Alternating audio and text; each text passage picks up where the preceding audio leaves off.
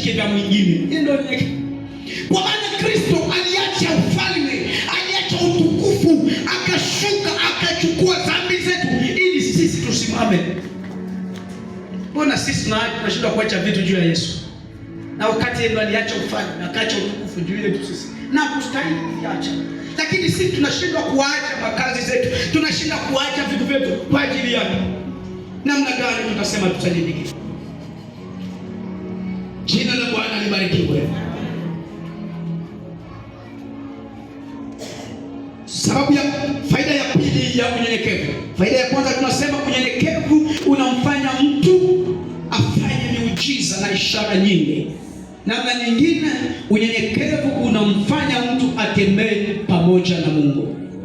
Unyenyekevu unamfanya mwanadamu ama mtu yeyote atembee pamoja na Mungu. Ndio maana Moses alifanya miujiza mikubwa kwa sababu alitembea kwa unyenyekevu. Tulisoma katikati ya wiki tukasema, Biblia inatuonyesha sehemu fulani inasema Musa alikuwa mpole sana katikati ya watu wa chini ya jua. Yaani duniani hakuna mtu mpole kama Musa. Na Mungu alimuonyesha vikubwa na alitenda mambo makubwa kwa sababu alikubali kuongozwa na Mungu. Sababu ya pili ya unyenyekevu.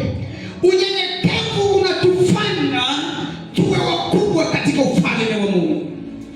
Kuwa mkubwa katika ufalme sio kuhubiri, sio kuimba, sio kuomba na kufunga. Hapana. Sio kutabiri, hapana. Kuwa mkubwa katika ufalme si kuwa na miaka mingi kanisa, hapana. Lakini unyenyekevu ndio unamfanya mtu awe mkubwa katika ufalme wa Mungu. Unyenyekevu. Na pia unyenyekevu ndio kipimo cha Mungu anachopimia mtu. Sisi wote ni wana wa Mungu, lakini viwango vinapishana kutokana na hali ya unyenyekevu. Kwa hiyo mkubwa katika ufalme ni yule aliyekuwa na roho ya unyenyekevu. Hebu isomwe Mathayo sura yake ya 18 mstari wa kwanza hadi Mathayo chapitre 18 verset 1 à 4. Mkubwa katika ufalme. Mathayo chapitre 18 verset 1 à 4. Tunasoma katika jina la Yesu. Amen. Kwa sababu hii ndio wanafunzi wakamwendea. Nani basi aliye mkubwa katika mbinguni? Nani basi aliye mkubwa katika ufalme wa mbinguni?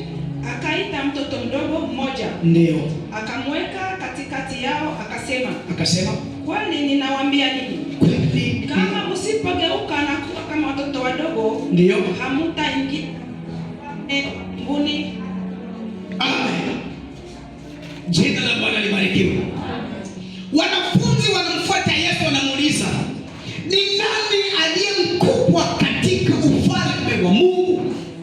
Yesu akamwambia, aliye mkubwa ni nabii, aliye mkubwa ni mwinjilisti, aliye mkubwa ni mwalimu. Hapana. Bwana Yesu asaidie. Kumbe ni kusema karama haiwezi kumfanya mtu awe mkubwa katika ufalme wa Mungu. Karama, huduma haiwezi kumfanya mtu awe mkubwa katika ufalme wa Mungu.